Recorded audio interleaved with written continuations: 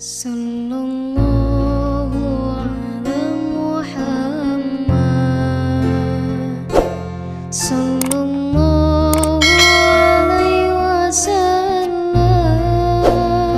Assalamualaikum warahmatullahi wabarakatuh. Kalau tuan pergi ke Batam, jangan lupa membeli ikan. Dari bunyi sambutan salam, nampaknya jamaah ini lagi banyak ujian.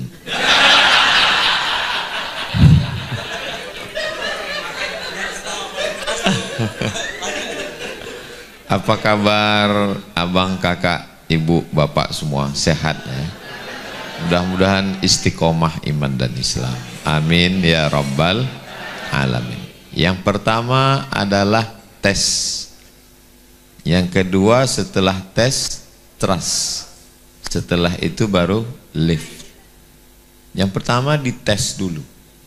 Kira-kira ada nggak manusia ini yang hidupnya nggak pernah ada ujian sama sekali? Ada, orang gila.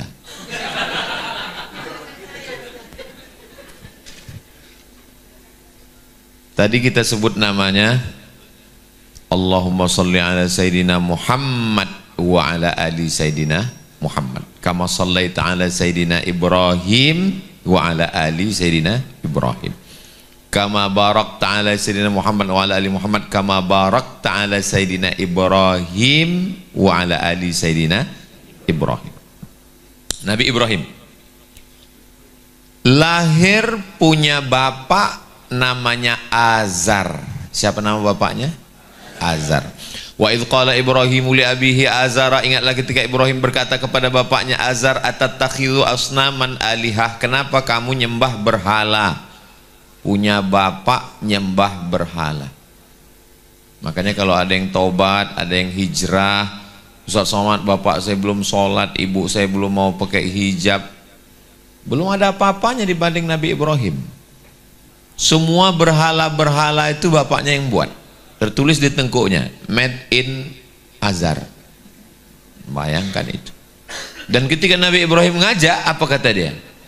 La illam tantahi, kalau kamu nggak berhenti menceramahi saya, la arjumannaka, saya lempar kamu pakai batu sampai mati, wahjurni maliya, tinggalkan saya. Tapi apa jawab Nabi Ibrahim? Sa'astaghfirulaka rabbi, saya akan mintakan ampun kepada Allah untukmu, innahu kana bihafiyya, karena Allah mengabulkan doa-doa saya. Selesai ujian pertama. Ujian terdekat bapak, ayah, habis. Selesaikah hidup? Belum. Ujian lagi menghadapi pemimpin yang zalim, namanya Namrus. Mereka membuat berhala. Ketika mereka lagi pergi ke kebun, datang Nabi Ibrahim, dihancurkannya berhala-berhala itu, lalu diambilnya kampak, disangkutkannya ke berhala yang paling besar. Pulang mereka dari kebun, mereka udah menduga ini pasti ulah Ibrahim. Tangkap Ibrahim. A anta fa'alta hadza li atinahi ya Ibrahim? Apakah kamu yang melakukan ini wahai Ibrahim? Kata Ibrahim, bukan saya. Bal fa'alahu kabiruhum hadza, yang melakukan ini berhala yang besar. Fas'aluhu in kanu yantiqun, kalau nggak percaya ya tanya aja. Orang kalau kalah otak, dia akan main otot. Ngadu ke penguasa, bakar Ibrahim, kumpulkan api, harriquhu, bakar dia. Disitulah turun mukjizat. Ya nar, wahai api, kuni bardan wasalaman ala Ibrahim, sejuk, dingin, aman, nyaman, adem, ayam, tentram. Ibrahim keluar. Selesai. Dengan ayah, selesai. Dengan berhala, selesai. Dengan penguasa zalim, selesai. Selesaikah masalah hidup? Belum. Menikah dengan Sarah, enggak punya anak. Berdoa petang, pagi, siang, malam berdoa, enggak juga punya anak, enggak selesai. Akhirnya menikah dengan Hajar. Lalu kemudian lahirlah seorang anak. Nabi Ibrahim berdoa, Rabbi habli minas sholihin, Rabbi habli minas sholihin, Rabbi habli minas sholihin. Lahir Ismail, umur Ibrahim 86 tahun. barulah lahir anak. Ternyata Allah mau kasih tahu, istrimu yang sudah divonis orang mandul, yang katanya nggak akan mungkin punya anak, mohon maaf, 13 tahun umur Nabi Ismail, lahir adiknya Ishak dari istri yang katanya nggak akan mungkin punya anak. Waktu itu umur Nabi Ibrahim 99 tahun. Selesai masalah. Masalah punya anak selesai. Apalagi Allah minta, antarkan anakmu yang baru lahir itu ke tempat yang jauh dari Palestina ke kota Makkah. Nabi Ibrahim baru saja punya anak, disuruh antarkan ke Palestina. Dari Palestina antarkan ke Makkah. Apa doa Nabi Ibrahim? Askantu min zurriyati fi wadin ghairi dhi zar'in inda baitikal muharram. Ya Allah, kutinggalkan anakku di suatu lembah yang enggak ada tanam-tanaman di situ. Air enggak ada, kering kerontang. Ketika Nabi Ibrahim mau pergi, Hajar memegang ujung jubah Ibrahim. Apa kata Hajar? Allahu amaraka bihadza. Apakah Allah yang menyuruh engkau meninggalkan kami di sini, wahai Ibrahim? Nabi Ibrahim jawab dengan satu kata, na'am, ya. Hajar melepaskan ujung jubah, pergilah. Kata Hajar, yang meninggalkan kami di sini yang nyari rezeki, yang bersama kami di sini yang memberi rezeki. Pergilah wahai Ibrahim. Sebenarnya Hajar ingin meyakinkan, apakah Ibrahim ini pulang itu karena Allah yang nyuruh atau karena istri tuanya nyuruh. Allahu amaraka bihadza. Apakah Allah yang nyuruh kamu meninggalkan kami di sini? Ibrahim menjawab dengan pasti satu kata, na'am. Allah menyuruh saya. Silakan pergi Ibrahim. Karena yang pergi ini pencari rezeki, sedangkan yang bersama kami di sini adalah pemberi rezeki. Panas, air habis, dia bukan perempuan yang lemah. Dia tidak berkata mengangkat tangannya, anakku nabi, suamiku nabi, kenapa aku dibiarkan di sini? Tidak. Apa yang dilakukan oleh Sarah? Apa yang dilakukan oleh Hajar? Lari ke atas bukit Sofa, nggak ada air. Lari ke atas bukit Marwah, nggak ada air. Ternyata air itu keluar bukan dari tumit seorang perempuan yang berlari bukit Sofa Marwah 500 meter. Tapi air itu datang dari tumit anak kecil yang belum pandai berdiri, yang digesekkan ke pasir, memancar air. Berkumpullah, berkumpullah. Bahasa Arabnya zamzami, zamzami. Berkumpullah. Air zam-zam itu berkumpul. Ibrahim pindah dari Babilonia ke Palestina 1800 sebelum Masehi. Sekarang sudah 2025. Berarti 3.800 tahun yang lalu air itu memancar, tidak kering sampai sekarang. Perjuangan seorang perempuan yang luar biasa. Memang perempuan itu dari dulu luar biasa. Laki-laki biasa di luar. Dengan ayah selesai, dengan penguasa zalim selesai, dengan penyembah berhala selesai, dengan istri selesai, berpisah dengan anak selesai. Selesaikah ujian? Belum. Begitu anak remaja, apa yang terjadi? Ya bunayya, wahai anakku, inni ara fil manam, aku lihat dalam mimpiku, anni azbahuka, aku menyembelih lehermu, fanzur madza tara, apa pendapatmu? Ini ujian terberat. Kalau bapak ibu nggak percaya ini ujian terberat, pulang dari sini panggil anak, wahai anakku, aku bermimpi tadi malam, aku menyembelih lehermu. What is your opinion? Apa jawab Nabi Ismail? Ya abati, wahai ayahku, if'al ma tu'mar, laksanakan perintah Allah. Satajiduni insyaallahu minas sabirin. Insyaallah aku menjadi anak yang sabar. Ketika pisau itu sudah sampai di leher Ismail, terasa pisau itu sejuk dingin. Pulang dari sini, pergi ke dapur, ambil pisau, tempelkan. Terasa sudah dingin, dikit lagi mau ditarik, watallahu lil jabin. Ketika dia sudah menempel, fafadainahu bidzibhin azim, kami tebus dengan seekor kambing domba yang besar. Disitulah lulusnya ujian terakhir. Jadi kalau ada jamaah yang ngadu, Ustadz saya dulu sebelum tobat, sebelum hijrah, sebelum menemukan titik balik hidup saya enak-enak aja, tapi setelah tobat ini Ustadz, sholat ke masjid pulang sendal hilang, hari kedua helm hilang, lama-lama istri hilang, belum ada apa-apanya. Jadi penyebutan Nabi Ibrahim satu hari berapa kali kita sebut kama satu sholat sunat aja 4 kali sebut kama sallaita ala Ibrahim wa ala ali Ibrahim kama barakta ala Ibrahim wa ala ali Ibrahim. Itu bukan asal sebut aja, menyadarkan diri kita bahwa hidup ini penuh dengan ujian. Maka memang betul, saya pun hari ini kena ujian juga. Yang tampil bertiga, kok diuji fotonya satu. Ini ujian paling berat buat saya. Ujian.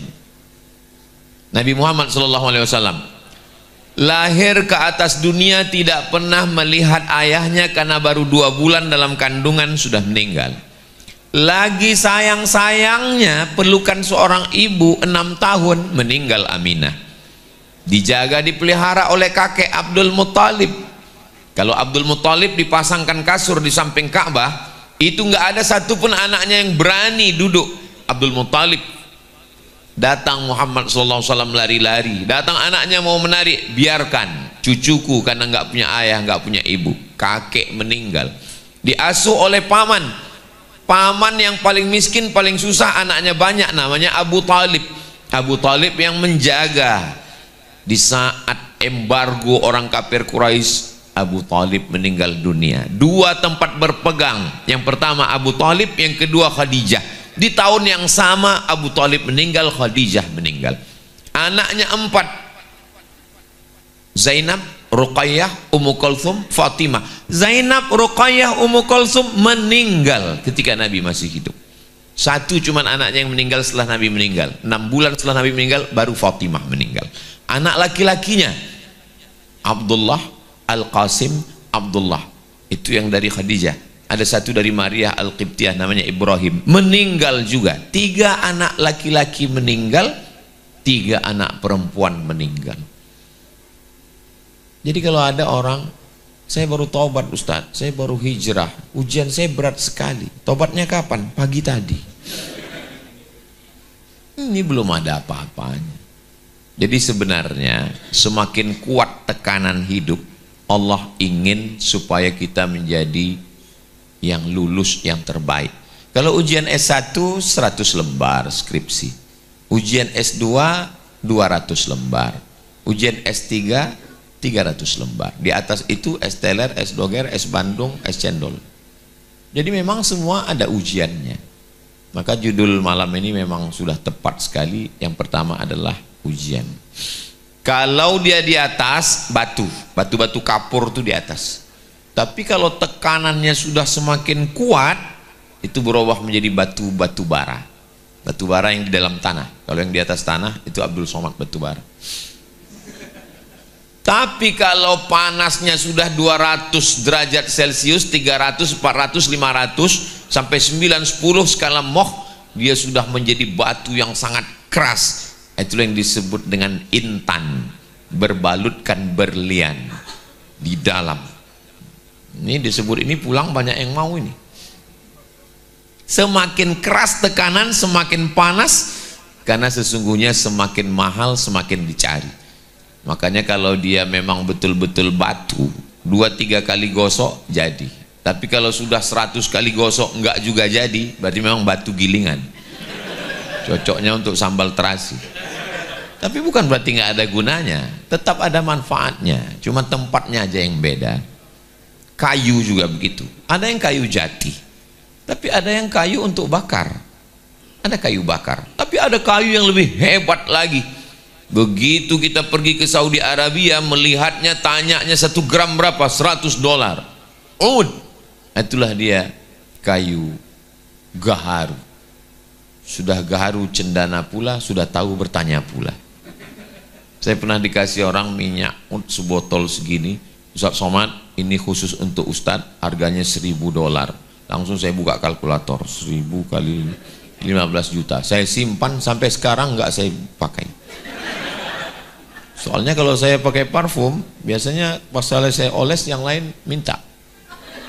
Itu kalau saya pakai nanti yang oles saya meleleh air mata.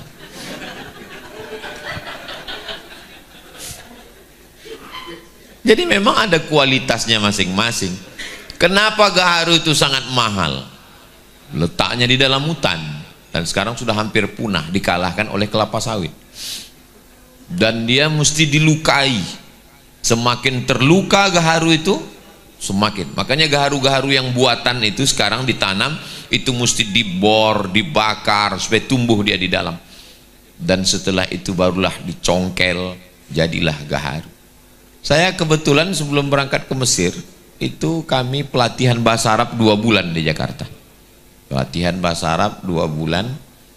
Kami yang tidak dari Jakarta, saya dari Sumatera, dari Riau, beberapa kawan jalan-jalan keliling, Sabtu Ahad libur. Yang anak Jakarta Jabodetabek pulang, kami nggak pulang. Kemana kita, Mat? Sabtu Ahad libur. Ya udahlah kita jalan-jalan aja. Jalan kami keliling Jakarta, kami tengok, kami lihat plaza. Di tempat saya plaza itu mall. Nah ini kayaknya mall nih, turun rupanya kantor semua isinya. Sama jualan-jualan di atas. Tiba-tiba teman saya hilang. Mana dia? Mundur lagi ke belakang, rupanya dia lagi duduk di kursi Jati tahun 98, sedang krisis. Tertulis di situ kayu kursi Jati 15 juta. Saya bilang, ngapain kamu duduk di sini? Supaya seumur hidup kita pernah duduk di kursi yang harganya 15 juta. Kayu jati di tengah hutan bertemankan dengan pacat, dengan nyamuk, tapi begitu dia dipotong, dijemur, dikeringkan, dipahat, di kertas pasir, didempul, barulah kemudian diletakkan di gedung yang tinggi pencakar langit di ibu kota negara Indonesia, dan semua orang ingin membelinya, memilikinya setelah melewati ujian yang luar biasa. Cincin yang ada di tangan ibu-ibu sekalian, apakah itu langsung jadi? Enggak. Dia di pedalaman Kalimantan orang mengambil seperti diayak dulu, dipisahkan dulu antara kuning tanah liat dengan kuning emas dan kuning satu lagi. Ayak dulu. Baru dikumpulkan, dicuci lagi dengan merkuri. Makanya tambang ilegal merusak alam, ikan mati karena racun, dan orang yang memakai itu pun kena radiasi merkuri. Barulah setelah itu jadi butiran-butiran emas, baru diambillah intan berlian, lalu kemudian disematkan. Semua calon pengantin baru pergi melihat etalase kaca di mall yang mahal, ketika ditunjuk, kira-kira nanti kita nikah maharnya yang mana ya? Ini aja. Begitu ditanya berapa harganya, 300 juta, langsung berdenyut tangkai jantung, hampir innalillah wa inna ilaihi raji'un. Kenapa orang semua mau? Karena proses ujian. Kalau untuk diletakkan di tangan seorang mempelai perempuan saja perlu batu. Ustaz mau ngeliatkan cincin Ustaz?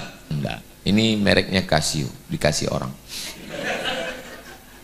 Kalau hanya untuk diletakkan di tangan saja prosesnya begitu, apalagi untuk menjadi hamba Allah yang akan masuk ke dalam surga, akan didudukkan bersama Nabi Muhammad sallallahu alaihi wasallam. Jadi kita ini memang ujiannya macam-macam.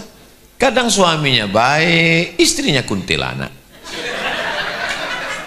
Kadang istri solehah, suaminya genderuwo. Kadang suami sudah baik, istri sudah baik, anak tuyul. Jadi memang ujian itu datang dari berbagai macam sisi. Gitu. Saya tidak bermaksud pulang dari sini lalu saling memanggil, hai genderuwo, hai kuntilanak, bukan itu maksud saya. Bahwa memang ujian hidup itu iya begitu. Saya mau menyatakan bahwa sedang Nabi Muhammad SAW aja yang Sayyidul Anbiya wal Mursalin ada ujiannya. Ustadz Lukman ujiannya lain, Ustadz Salim ujiannya lain.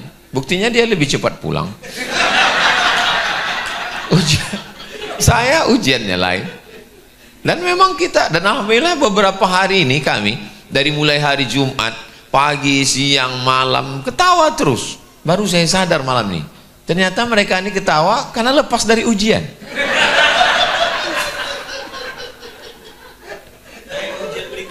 Naik ke level ujian berikutnya. Ujian tidak pernah selesai. Sama seperti kita bawa mobil di jalan tol. Begitu kita sudah nyalip ini, ada mobil di depan, ketemu lagi truk. Kita salip truk, ketemu lagi. Kita, Ustadz, ya, kalau kita nyalip beberapa mobil di jalan, apakah kita perlu syahadat lagi, Pak Ustadz?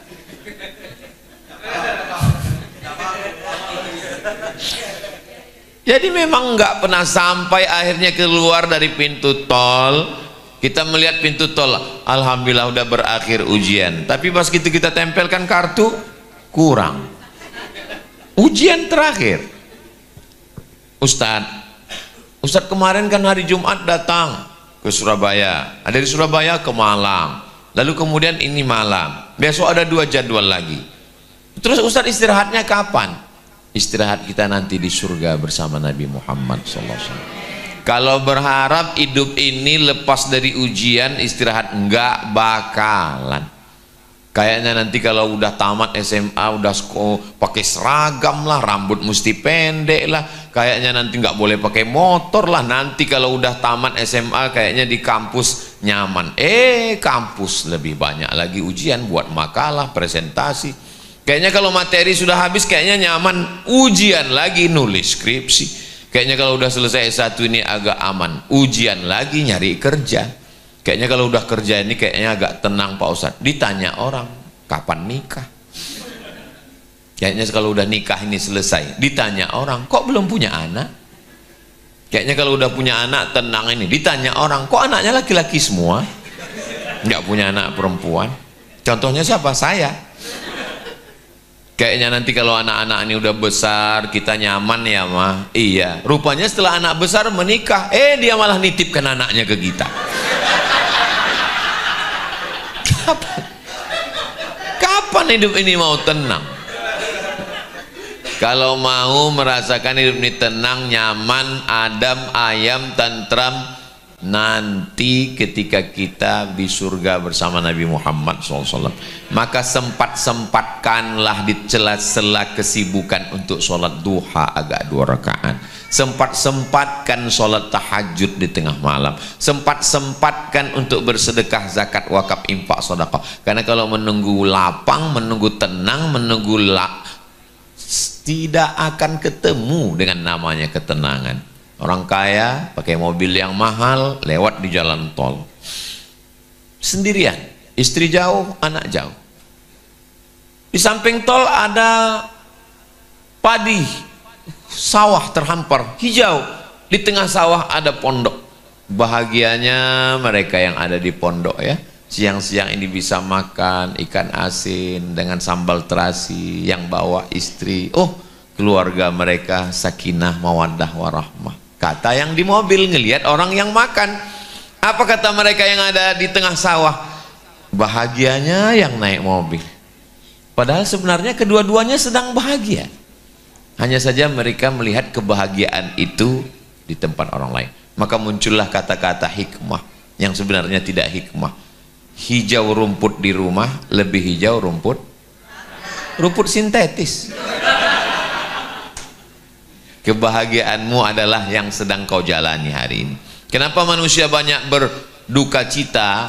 Karena terlalu memikirkan masa lalu dan terlalu mengkhawatirkan masa depan sampai tidak menikmati masa sekarang.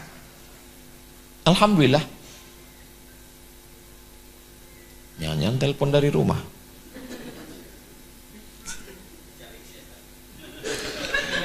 Jumat, Sabtu, Ahad, Senin itu memang izin visa saya 4 hari. Saya keluar Jumat, Sabtu, Ahad, Senin, hanya 3 malam. Malam Sabtu, malam Ahad, malam Senin. Ini malam terakhir besok. Nggak boleh lebih dari 3 malam. Dikhawatirkan buka cabang. Maka Senin saya mesti pulang. Hari Selasa, hari Rabu, hari Kamis saya di rumah, di pondok. Kalau sekarang saya diantar, saya dijemput, saya dikawal 3 lapis. Polisi, TNI, tadi Angkatan Laut. Tapi kalau saya sedang di rumah, saya adalah seorang suami, saya seorang guru pondok pesantren, saya seorang ayah. Maka jadi jangan Bapak Ibu bayangkan kalau saya di rumah itu lalu berkata ke anak dan istri saya, ya ayyuhallazina amanu. Enggak begitu. Ya saya seorang suami. Enggak pakai supir, enggak pakai pengawal. Gimana Ustadz bisa keluar enggak pakai pengawal? Iya, saya pakai masker. Pakai masker, kacamata hitam, pakai topi pet, pakai baju hitam, pakai celana hitam, man in black. Saya gendong Sami, saya jalan sama Hazik, saya jalan sama Ustazah. Datang orang dekat, Ustadz Somad ya? Mirip, saya bilang. Ngotot dia, kemarin saya lagi ngotot, Sami lagi main-main bola, bola kecil. Datang dia, tolong Ustadz, saya bilang, tolonglah kasihani aku, saya bilang. Inilah hariku bersama keluarga. Kapan lagi aku bisa menjadi seorang ayah? Kapan lagi aku bisa menjadi seorang suami? Saya katakan ke istri saya, aku ini macam kain pendek. Kalau ditarik ke kepala, kakiku tuh buka. Kalau ditarik ke kaki, kepalaku buka. Aku bukan suami yang sempurna. Aku penuh dengan kekurangan. Tapi aku berusaha untuk mencoba menutupi segala kekurangan. Kau mendampingi aku tidak lama. Sementara di pintu surga saja. Habis itu nanti insya Allah kita bahagia. Nah, jadi saya mau menyampaikan bahwa kalau ibu-ibu, kakak-kakak ditinggal suaminya, istri saya juga mengalami hal yang sama. Kalau suami pergi, saya juga pergi. Dan kalau suami merasakan kekhawatiran, kita sama laki-laki sih kita khawatir juga. Dan kalau ditanya tinggal di mana, pulang jam berapa, itu sesungguhnya Allah sedang mengirim security syariah untuk kita. Allah sayang sama kita. Kalau ada di antara perempuan yang mengatakan, ini Pak Ustadz bukan yang doa saya dulu, saya doa suami itu yang tinggi, yang berotot, yang matanya biru, yang kulitnya putih. Allah itu ngasih kita bukan yang kita minta, tapi yang menurut ilmu Allah cocok untuk kita. Coba bayangkan suami ibu kayak bule, itu tingkat kekhawatirannya tinggi sekali. Gula darah naik, jantung koroner naik, detak jantung nggak normal. Tapi begitu dapat suami yang biasa-biasa aja, alhamdulillah Pak Ustadz. Mau diambil orang silakan, mau nggak pulang juga nggak apa-apa. Jadi Allah ngasih, direkam Ustadz Lukman Bang. Jadi Allah itu yang paling indah itu adalah ketika menyerahkan kepada Allah Subhanahu wa taala, inna sholati wa nusuki wa mahyaya wa mamati lillahi rabbil alamin. Di awal salat, di ujung salat 4 lagi. Kalau di awal salat tadi inna sholati wa nusuki wa mahyaya wa mamati, di akhir salat 4 juga. At-tahiyatul mubarakatuh sholawatut thayyibatu lillah. Tapi bukan berarti tanpa usaha dan ikhtiar. Ini air ini memang milik saya. Ini untuk Ustadz Salim, ini untuk Ustadz Lukman, ini untuk Ustadz Heru, ini untuk Ustadz Somad. Memang milik saya. Ustadz kok tahu? Ya saya menduga aja. Karena kami kan berempat. Berarti ini air ini milik saya. Tapi kalau Ustadz Salim tidak menuangkannya dan saya tidak berusaha untuk mengambilnya, mendekatkan ke mulut, apa mungkin dia masuk ke mulut saya? Enggak. Saya tinggal buka mulut, enggak mungkin masuk. Ada usaha dan ikhtiar. Saya mau mengatakan kita enggak boleh apatis. Jangan gara-gara inna sholati wa nusuki, besok ini para bisnismen ini pas ditanya gimana planning kita 2025-2026, inna sholati wa nusuki mahyaya wa mamati lillah. Kalau mau berpikiran simple, kita tinggal pergi ke pasar, ambil ikan, bawa pulang, kan selesai. Tapi laki-laki tidak begitu. Laki-laki nyewa speedboatnya, bawa motornya, bawa mobilnya, letakkan di tepi sungai, pergi mancing ke tengah laut. Pas ditanya, mau ngapain? Mau ngambil ikan. Kenapa nggak beli di pasar? Bukan masalah ikatnya Pak Ustadz, adventure. Laki-laki itu petualang Pak Ustadz. 2 hari 2 malam di tengah laut, dipukul ombak, diempas gelombang, nggak dapat ikan. Pulang malu, beli juga di pasar. Kenapa petualangannya? Kenapa Ustadz Lukman buat masjid makan-makan? Kenapa Ustadz Lukman buat masjid ramah anak? Itu pasti ada kronologisnya. Bagaimana beliau dulu kuliah di Malaysia, bagaimana beliau bawa anak pengurus masjid marah-marah. Beliau ingin memperbaiki itu, tapi tidak hanya sekedar ceramah. Jadi ternyata di balik ujian-ujian itu Allah punya maksud. Saya buat sekolah 1 tahun gratis 25 orang. Kenapa 25? Karena itu batas kemampuan saya. SMP kelas 1 25, kelas 2 25, kelas 3 25. SMA kelas 1 25, kelas 2 25, kelas 3 25. 75 150 anak. Gratis. Uangnya dari mana? Dari Ustadz Abdul Somad Official. Subscribe, like, share, and comment. Kenapa Ustadz buat sekolah gratis? Ibu saya membawa saya ke guru ngaji pondok pesantren. Dia serahkan saya ke guru. Ustadz, aku serahkan anakku Abdul Somad. Dia serahkan pakai ketan dicampur dengan kunyit, warnanya jadi kuning, lalu kemudian di atasnya dibuat kelapa dengan gula merah. Tradisi di tempat kami orang Melayu, kalau anak diserahkan pakai ketan kuning, itu berarti anak ini diadopsi jadi anak angkat. Saya lama berpikir, kenapa mak saya menyerahkan saya ke guru itu supaya jadi anak angkatnya? Mak saya cerdas, karena kalau saya jadi murid saya bayar, tapi kalau saya jadi anak angkat saya ngaji gratis. Saya sampaikan ke anak santri, aku dulu diserahkan emakku ke Ustadz Armawi Abdurrahman di sekolah tahfiz supaya aku jadi anaknya. Maka masa lalu itu yang selalu dalam pikiran saya, hikmahnya itulah saya buat pondok. Untuk laki-laki namanya Nurul Azhar, untuk perempuan Mahat Az-Zahra, laki-laki 150, yang perempuan 150. Channel Ustadz Abdul Somad Official itu setiap bulannya berkisar antara 100 sampai 150 juta. Tidak pernah sekalipun sejak awal channel itu sampai hari ini masuk transfernya ke nomor saya, semuanya ke nomor yayasan untuk gaji guru, beli beras, beli sabun, sampo, bayar listrik, bayar air, semuanya. Kenapa Ustadz ceritakan ini? Saya mau ngasih tahu bahwa di balik ujian-ujian itu, sekian tahun ke depan Allah ingin kita berbuat sesuatu. Coba andai dulu ujian itu nggak ada pada saya, tidak akan saya lakukan ini karena tidak berkesan di hati saya. Tapi ada yang lain yang mau saya sampaikan supaya jangan orang memfitnah saya. Karena kalau saya pakai mobil, apa kata orang? Ah, itu pasti mobilnya hasil YouTube. Kau tahu dari mana? Dari suara knalpotnya, tuk tuk tuk tuk tuk.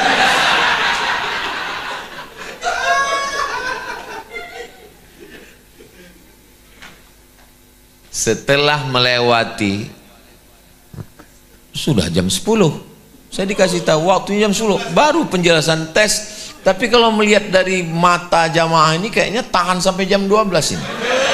Tahan. Saya nggak tahan. Saya besok hari terakhir masih ada 2 titik lagi. Subuh jam 5 dengan jam 9, setelah itu baru terbang pulang transit Jakarta, pulang ke Pekanbaru Riau. Tapi sebenarnya kita tidak pernah berpisah karena kita selalu bersama dalam doa. Setelah diuji baru percaya. Biasanya bos-bos yang punya karyawan dites dulu. Coba tinggal pura-pura dompetnya tinggal. Oh, lulus baru dipercaya. Kalau Allah sudah percaya, maka dia akan berikan itu semua. Wala saufa yu'tika rabbuka. Itu enaknya ngaji di Albina nih. Jamaahnya hafal. Walaupun wadduha ke bawah. Kalau Allah sudah percaya akan dia kasih. Cuman masalahnya kadang ketika Allah sudah kasih, di saat itu kita sudah tidak perlu lagi. Dulu saya masih ingat di masa-masa sekolah, masa kuliah. Saya di masa kuliah itu nggak pernah pacaran. Dari S1 dari 98 sampai 2002 nggak ada kenal perempuan sama sekali. Mahasiswa Indonesia di Kairo 2400, laki-laki 2100, perempuan 300. Saya termasuk yang tereliminasi. Persaingan ketat. Hikmahnya, andai saya waktu itu playboy cap tupai, lompat sana lompat sini, bolong kelapa semuanya. Sekarang saya nggak bisa ngomong. Kalau saya ngomong, apa kata kawan-kawan? Ngomong aja. Tapi Allah kondisikan saya. Jadi saya nggak pacaran itu bukan karena takut sama Allah, memang terkondisikan begitu. Setelah diuji Allah, saya yakin Allah percaya sama saya. Sekarang Allah percaya sama saya.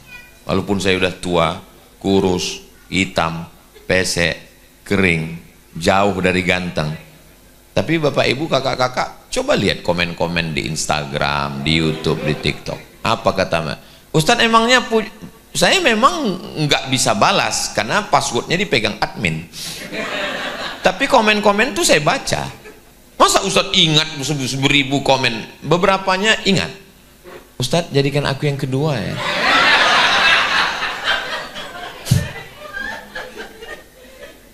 Allah kalau percaya, dia akan kasih. Jadi kita tinggal meraih kepercayaan Allah, trust. Hubungan kita dengan jamaah ini bukan antar perusahaan dengan karyawan. Hubungan kita satu, trust. Sekali orang percaya, jangankan hartanya, nyawanya dia berikan. Berapa banyak perempuan-perempuan anak orang kaya, kebunnya sejauh mata memandang, tapi dia ketika menikah dengan suami yang biasa-biasa saja. Apa kata si perempuan kepada suaminya?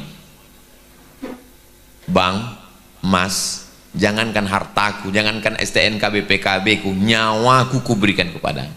Satu-satunya kesalahanku dalam hidup adalah satu, mencintaimu. Nyawa dia berikan. Kenapa? Hubungan adalah trust, kepercayaan. Tapi kalau sekali dia sudah tidak percaya, seumur hidup. Makanya seringkali saya ketemu dengan jamaah itu, kalau ketemu dengan saya foto sampai 2-3 kali. Pas saya tanya, untuk apa? Persiapan Pak Ustadz, lapor ke rumah. Kalau sama Ustadz, Allah percaya insya Allah. Alhamdulillah, mudah-mudahan istri saya percaya sama saya. Setelah percaya, baru Allah naikkan derajat pelan-pelan. Cuman standar kita kan derajat ini selalunya materi. Siapa yang tidur di atas singgasana yang tinggi, megah, mewah, cantik, mahal, dialah yang tinggi derajatnya. Kalau begitu standar kita berpikir, yang tidur di atas tempat tidur yang tinggi, yang mahal, yang mewah, yang sutra, itu Abu Jahal, Abu Lahab. Nabi Muhammad SAW tidurnya di atas pelepah kurma.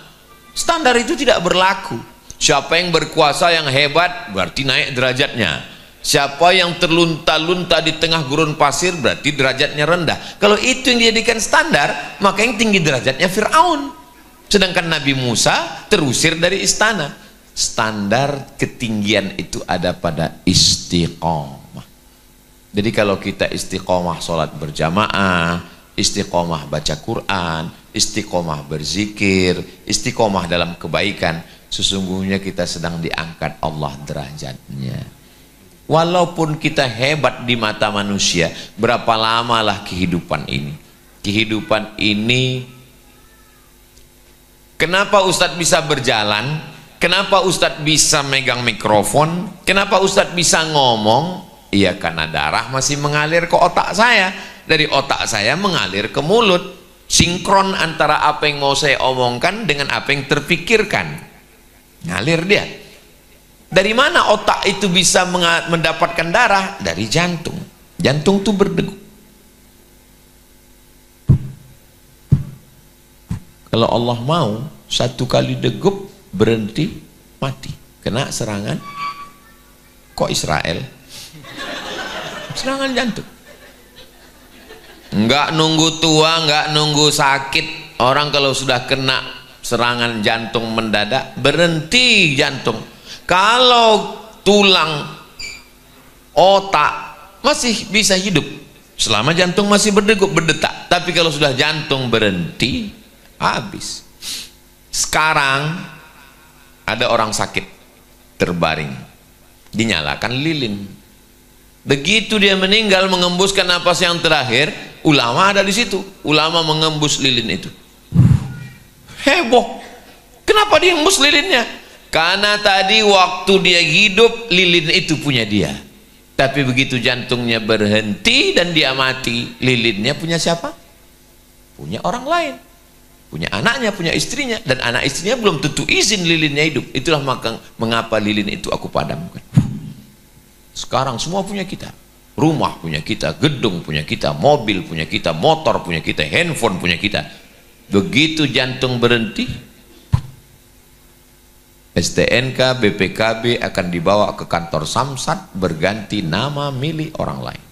Kenapa? Karena polisi tidak mau menangkap almarhum.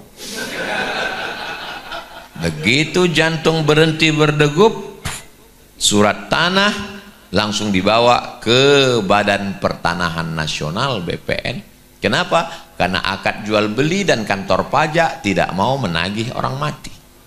Surat tanah berganti nama orang lain, surat mobil berganti nama orang lain, dan yang paling menyakitkan, tarik napas panjang-panjang, surat nikah berganti nama orang lain. Mereka hanya menanti 4 bulan 10 hari. Setelah 4 bulan 10 hari, surat nikah berganti nama orang lain. Siapa? Brownies, Brondong Manis.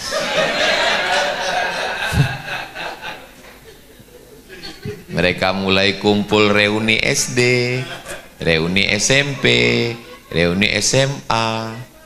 Kamu yang kemarin suaminya meninggal ya? Iya. Perasaan sudah 4 bulan 5 hari, 5 hari lagi, Beb.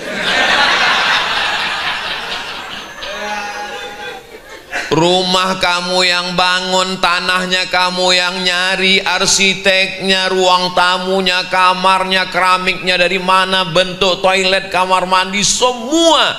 Tapi apa yang terjadi? Dia yang datang menikmati. Dia bukan cuma naik ke rumahmu, bukan cuma naik ke tempat tidurmu, dia naik ke istrimu. Saya tahu ini menyakitkan. Kadang jujur itu memang menyakitkan. Tapi saya juga nggak mau pulang dari sini kalian kelahi. Saya tidak. Saya cuma mau menyadarkan kita yang sesungguhnya. Walaupun saya sedang mengatakan menyadarkan kita, sebenarnya ke jamaah, ke abang 1, ke saya 4. Mau menyadarkan kita nih laki-laki bahwa kita bahagiakanlah diri kita bersama Allah, membangun masjid, menolong pondok pesantren, menemukan titik balik. Karena pada akhirnya semua akan menjadi milik orang lain. Perempuan-perempuan yang menangis di tepi kubur kita, sudahlah, akhirilah sandiwara ini. Ustaz, sayang, nggak ada lagi maknanya hidup ini, saya mau masuk ke dalam aja. Biasanya ustaz-ustaz melarang, jangan bu, istighfar. Saya sampai sekarang kalau ada perempuan yang nangis suaminya meninggal, belum pernah saya larang sekalipun. Saya mau ngelihat serius enggak. Cobalah masuk, coba. Enggak ada. Motor yang kita beli, motor yang kita sayang, motor yang kita cinta, belum mandi yang punya motornya udah mandi mengkilap. Begitu 4 bulan 10 hari, mereka akan jalan sore-sore. Saking kuat pegangannya. Kecepatan cuma 30 km, tapi pegangan 120. Dia nanya, mana kubur suamimu yang dulu? Itu sana.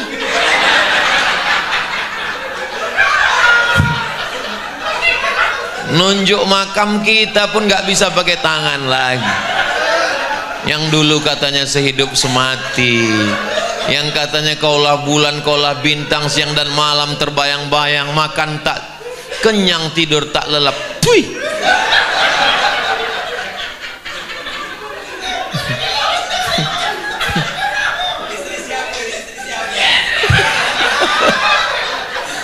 Pada akhirnya kita akan menghadap Allah Subhanahu wa ta'ala.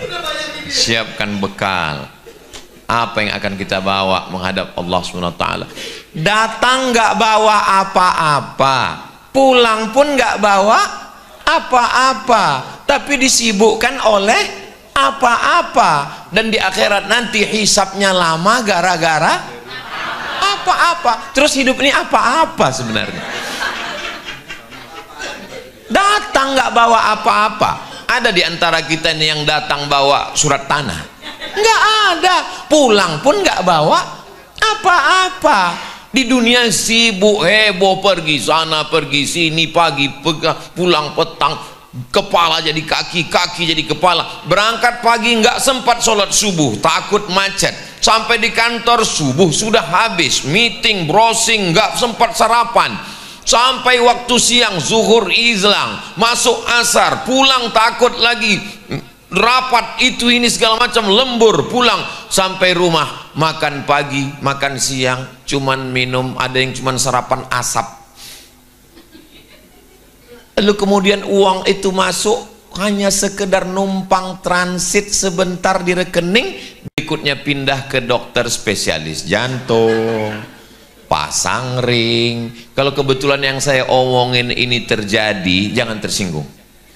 Kunci dengar tausiah Ustaz Somad itu satu, jangan tersinggung. Ada beberapa jamaah tersinggung, pulang meninggal.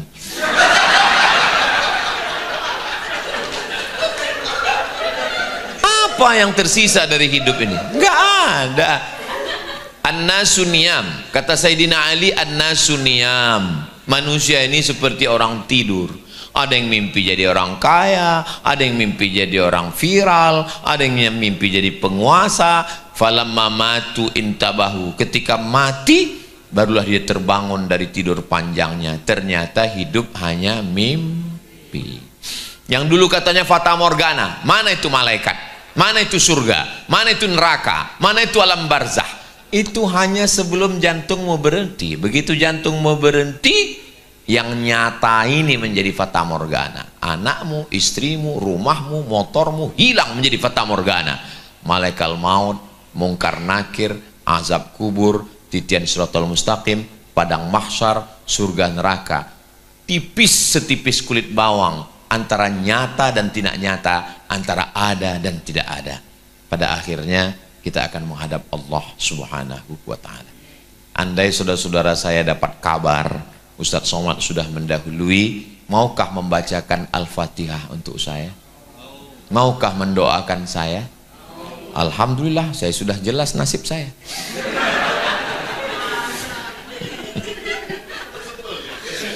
Hidup ini menunggu mati. Yang namanya nunggu itu kan membosankan. Maka sebelum Allah datangkan malaikat maut mencabut nyawa, dikirim Allah lah makhluk-makhluk yang lucu-lucu. Suami yang lucu-lucu, anak yang lucu-lucu, istri yang lucu-lucu. Hidup ini nunggu. Yang namanya nunggu itu membosankan. Maka Allah kirim satu makhluk yang lebih membosankan dari menunggu, supaya nggak terlalu membosankan. Hidup ini permainan, nggak usah terlalu serius, Besti. Yang serius itu adalah menyiapkan bekal setelah mati. Mudah-mudahan saya bukan cuma pandai ngomong, tapi juga doakan supaya saya bisa mengamalkan yang saya sampaikan ini. Agaknya itu yang dapat saya sampaikan. Terima kasih segala perhatian. Madiun lemahe teles, matur nuwun Allah sing bales. Masya Allah. Itu pantun dikasih Habib Muhammad bin Anis. Kalau pantun yang asli dari saya, menangkap puyuh di Bukit Selasi. Thank you dan terima kasih. Banyak kata-kata saya tidak berkenan di hati, menyinggung perasaan saya, mohon maaf. Sudikah Bapak Ibu, kakak, abang semua memaafkan saya?